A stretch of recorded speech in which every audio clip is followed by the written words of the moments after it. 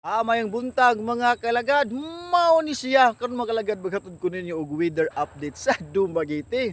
Kung kamo moaris Dumaguete mga kalagad, okay ra agtong mo Robinson, okay ra mga kalagad kay dili kaayo daot ang panahon karon no diri sa Dumaguete. Ambot ani og pila ka oras og mulabay mausob na pud ang atong pag-igad sa panahon. Apan ang atong panahon mga kalagad, ang atong adlaw gitabunan muna sa mga gitawag nato og baga-baga nga panganod mga kalagad. Although mga kalagad mura og mo ni gitawag niya og muulan ni siya mga kalagad, mura gitawag ni siya og bayi-bayi.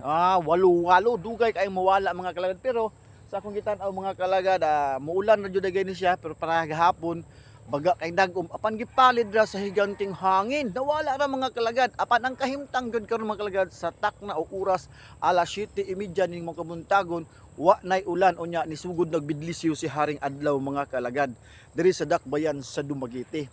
Unya karon mga kalagad ang ato karon nga trabahon una kay naaman ta diri karon sa ato ang garden atong gisusi ni mga kalagad kay atong tan-awon si amigong daging ug naara gihapon siya mga kalagad kay atong gitan-aw og usisa nga ngano po niyang daging kusog pun mukaon og talong. Ako ipakita niyo mga kalagad ha. Dara mga kalagad medyo gamay pa mga kalagad nga daging nakita niyo mga kalagad actually natabunan mo ni siya mga kalagad na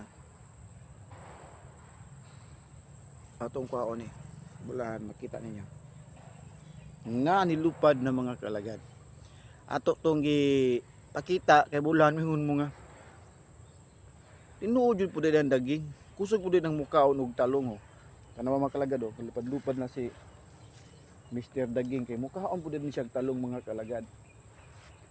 Usay magamit pud ni siya sa garden dili lang kay distraction. Iya pud ay sibsibon ang mga nektar sa bulak sa talong. Ikaw mga kalagad nakatilaw kag bulak sa talong.